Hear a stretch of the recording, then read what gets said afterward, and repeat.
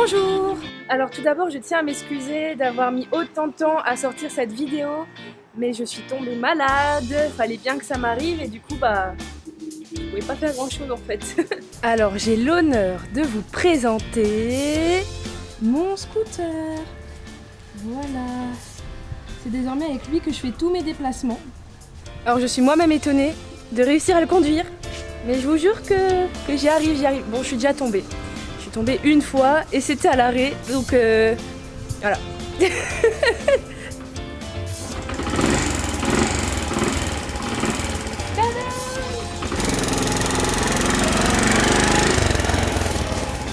Et voilà. Petite démonstration de Léa qui a appris à rouler à scooter. Ah bah il s'est éteint.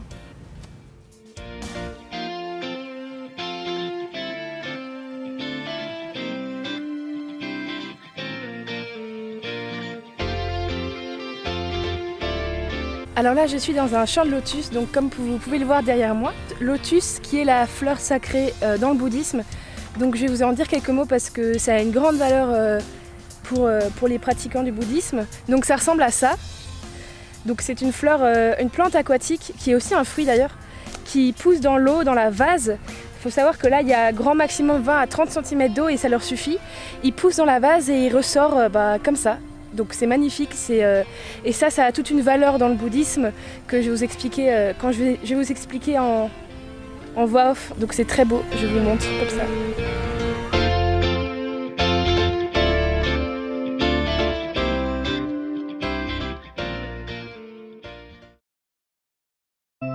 Ce que représente le lotus dans le bouddhisme, c'est la possibilité pour tout être humain de parvenir à l'état de Bouddha.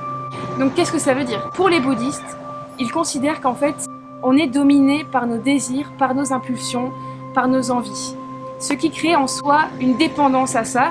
Du coup, on ne peut pas vraiment être libre parce qu'on est prisonnier de ces envies et de ces désirs-là. Pour eux, c'est comme si on ne se connaissait pas soi-même, on ne sait jamais qui on est vraiment. Donc la solution qui nous viendrait instinctivement, ce serait de dire il faut supprimer les désirs et les impulsions. Sauf que, en tant qu'être humain, c'est impossible. En tant qu'être humain, on ne peut pas mener une existence où il n'y aurait plus de désir, plus d'envie, plus d'impulsion, plus de... Non, ça fait partie de nous.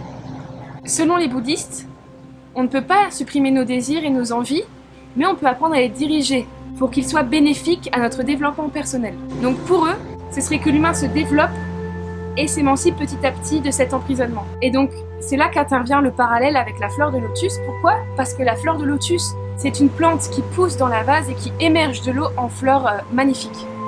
Quand le lotus s'ouvre, ça représente l'humain qui a réussi à se réconcilier avec son soi, qui a réussi à savoir qui il est, qui a réussi à se libérer de ses désirs et de ses pulsions. Toute cette période où le lotus pousse dans l'eau représente la période où l'humain, malgré ses illusions, doit continuer à garder la foi en ne prenant que le bon et en ne faisant que du bien. Pour les bouddhistes, chaque être humain a ce pouvoir-là de réussir à se développer, quelles que soient ses conditions de vie, quelles que soient ses origines. Donc voilà, j'espère que je vous ai pas perdu, j'espère que ça vous a intéressé. Moi je trouve ça vraiment beau, donc j'espère que ça vous aura autant intéressé que moi.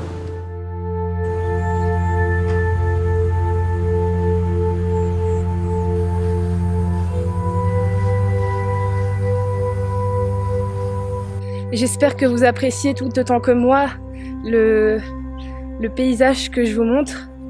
J'ai vraiment de la chance quoi, c'est un endroit très serein, très relaxant. Donc je suis venue volontairement au coucher de soleil parce qu'on m'avait dit que c'était à ce moment-là que c'était le plus beau. Et je pense que c'est vrai. c'est vraiment très très beau, c'est incroyable.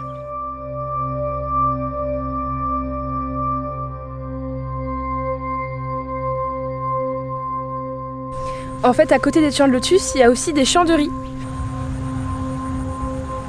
Lotus, riz.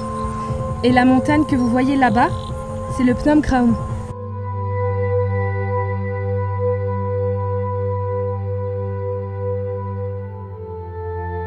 Donc je vais vous laisser sur ces images de ce superbe coucher de soleil. J'espère que vous aurez apprécié la vidéo. Et surtout, bonnes escapades à tous.